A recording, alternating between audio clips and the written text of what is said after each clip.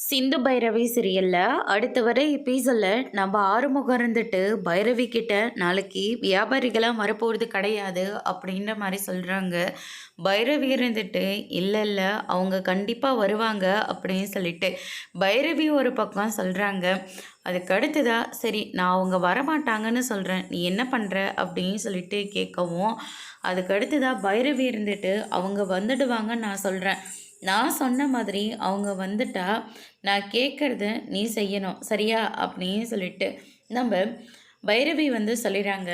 அதே மாதிரி நான் அவங்க வரமாட்டாங்கன்னு நான் சொல்கிறேன், அவங்க வரலைன்னா நான் கேட்குறத நீங்கள் பண்ணணும் சரியா அப்படின்னு சொல்லிட்டு இந்த பக்கம் ஆறுமுகம் வந்து சொல்லிகிட்ருக்காங்க.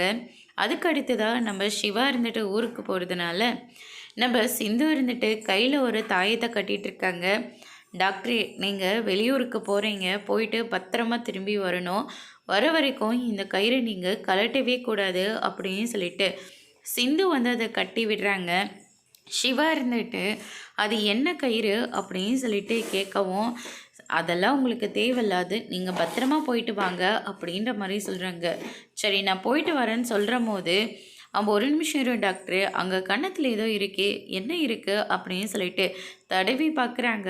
திரும்ப டாக்டரு அப்படின்னு சொல்லிட்டு சிந்து போயிட்டு ஒரு முத்தத்தை கொடுக்குறாங்க. நீங்களாம் திருந்தவே மாட்டில்ல அப்படின்னு சொல்லிட்டு சிவா இருந்துட்டு அங்கேருந்து கிளம்புறாங்க. அதோட இன்னைக்கான பிரமோ முடிச்சிருக்காங்க. இனி சிந்து பைரவியில் அடுத்தடுத்து என்னெல்லாம் நடக்க போகுதுன்றதை வெயிட் பண்ணி பார்க்கலாம்.